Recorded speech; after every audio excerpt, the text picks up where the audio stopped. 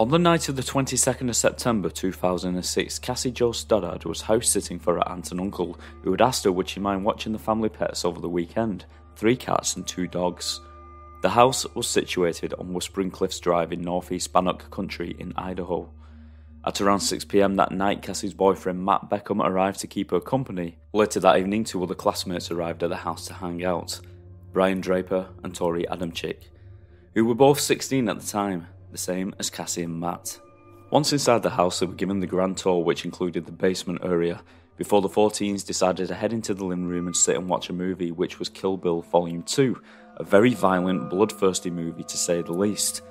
But Brian and Torey were fine with this. They love violent, gory movies, especially slasher movies, movies involving terror and murder, movies like John Carpenter's Halloween or Wes Craven's Scream. In hindsight, this was most definitely an unhealthy obsession with horror movies. In fact, that is exactly how the 2 teenagers came together in the first place, when they discovered that they actually had a great deal in common with their fascination for bloodlust. In fact, ever since they met, they had decided that they wanted to take not one life, but many. They obsessed with killing, obsessed with the sensation of taking someone else's life. They wanted nothing more.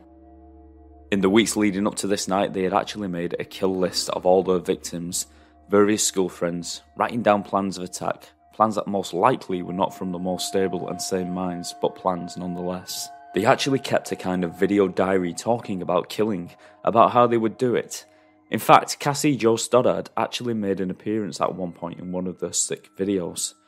They also liked to justify why it was okay to kill in these videos, saying things such as murder is only illegal because society made it that way, and it's not really evil, although they knew full well that they both were very evil indeed, and they revelled in the fact.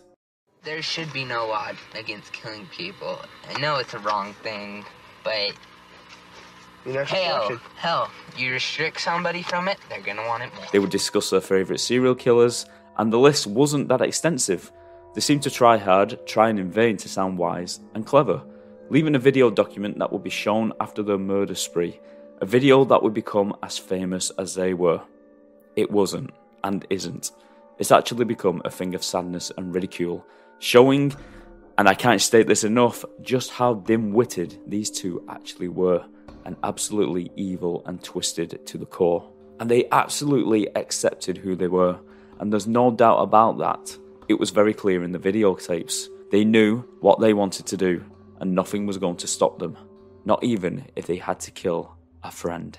The first victim was to be a young girl, a school friend who they had discovered was to be home alone on this very night, but for some reason, that plan fell through.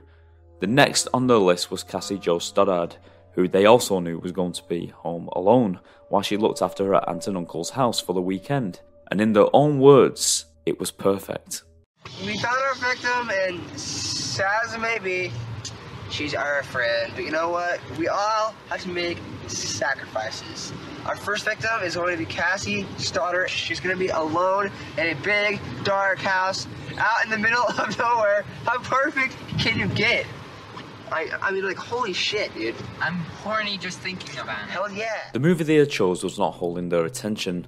Maybe it was the thought of the kill ahead of them that made them eager to get up and leave, explaining to Matt and Cassie that they were going to head off and catch a movie at the movie theatre. They both left the house, but not before unlocking the back door at some point, so they could let themselves back in when they returned in costumes brandishing knives with intent to kill. They left the house and headed to the car and drove a short distance down the street and parked.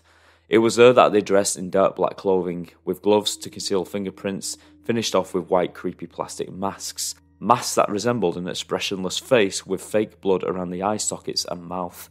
A truly horrifying sight to behold. A look that wasn't unlike the killer's mask in the Scream movies, minus the blood. They also had knives upon them, knives that had been purchased from a pawn shop after convincing one of their friends to purchase the weapons for them. After all, they were only 16, far too young to buy knives from a pawn shop. I mean, like, holy shit, dude. I'm horny just thinking about it. Hell yeah. It was 9:50, September 22nd, 2006. We know there's lots of doors. There's lots of places to hide. I locked the back doors, so it's all locked. Now we just gotta wait. They both made their way back towards the house and let themselves in the back door, which they unlocked earlier, which led into the basement. whilst Cassie and Matt remained upstairs oblivious. After a short while, Torey and Brian started to make noises in the basement. A bang here, a crash there, anything to try and bring Cassie or Matt down to the basement. They'd not actually wanted to kill Matt. Cassie was a target, but they both decided that if Matt was to get in the way of their plans for Cassie, then they didn't have a problem killing him also. And if that was the way it had to go down, they didn't have a problem with it. They carried on making noise, trying in vain to get their attention, but ultimately this failed.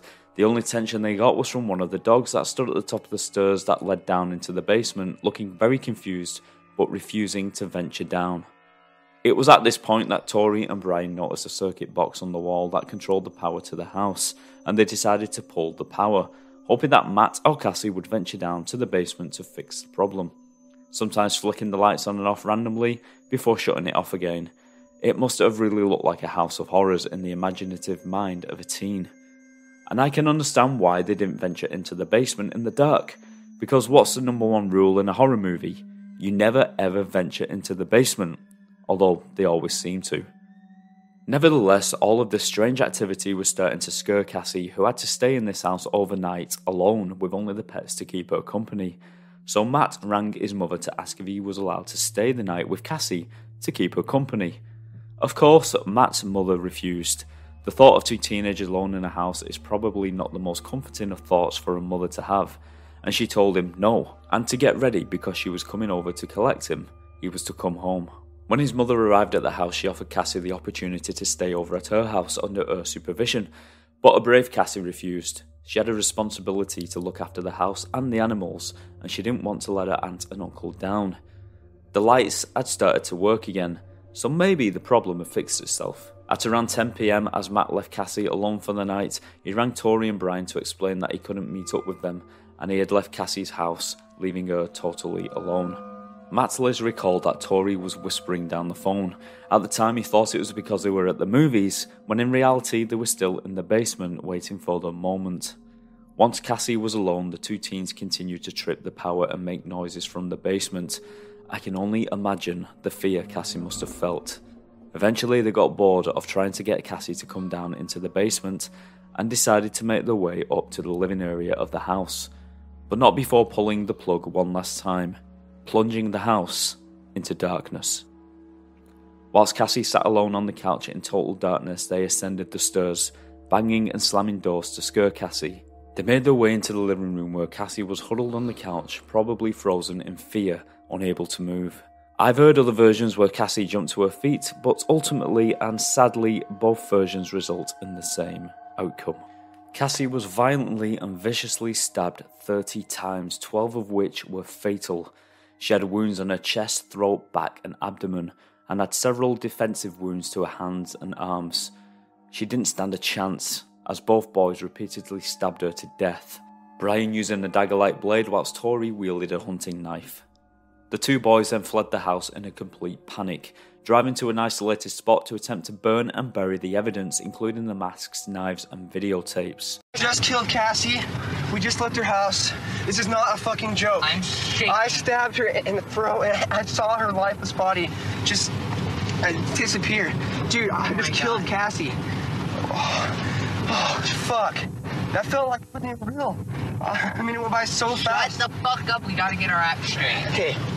And then they simply went back to Torey's house to relax and watch a movie, content that they had gotten away with murder.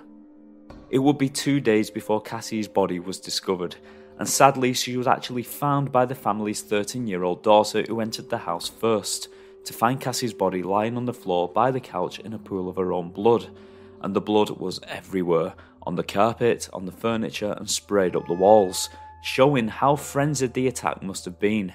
The sight must have been horrific. The police quickly went to work. The first suspect was of course the boyfriend, and Cassie's boyfriend had been Matt. Matt was brought in for questioning, and he was more than happy to help clear his name, offering to take a lie detector test as well as going over everything that had occurred on that fateful night. Matt was quickly taken off the list of suspects. After all, his alibi was airtight. But when Brian and Torey were questioned, it became abundantly clear that their story was full of holes. They both said that they were at the movie theatre at the time of the murder, but when they were asked to describe the movie they had seen, they simply couldn't. They had no idea of the plot. Also, they were nowhere to be seen on the CCTV footage from the movie theatre. Even the staff at the theatre had no recollection of seeing the two boys. This included an employee who worked at the theatre who also attended the same school. The story just didn't hold up. But the two teens had a backup plan. If the theatre story failed, they would simply change the story, and they would claim that they were out stealing from cars. They didn't want to reveal this at first because they were afraid that they would be given jail time. Or so they said. Of course, this was also a lie. The police could see straight through the lies. These two were simply not as clever as they believed, and the lies were simply not fooling anybody. Brian was the first to break under the pressure, claiming that Torey had made him inflict some of the fatal wounds on Cassie, but once again, they could see straight through these lies. The buried evidence was recovered, which included the knives, masks, gloves and videotapes, which were still watchable despite the miserable attempt at burning the evidence. The police already had the confessions, but footage from the tapes certainly wouldn't hurt the case against the two killers. On April the 17th, 2007, Brian was found guilty of first-degree murder and conspiracy to commit murder, and on the 8th of June 2007, Torey was given the same verdict. And they are now both behind bars serving life sentences despite many appeals that they have filled, but I'm glad to say each one has been unsuccessful and denied. These two really did believe that they would go down in history just like some of the big hitters, the big name serial killers such as Ted Bundy and the Zodiac Killer. But I have no doubt instead they will be long forgotten in time as they serve their sentences. But the memory of a pleasant, curving, shy young girl named Cassie shall live on forever.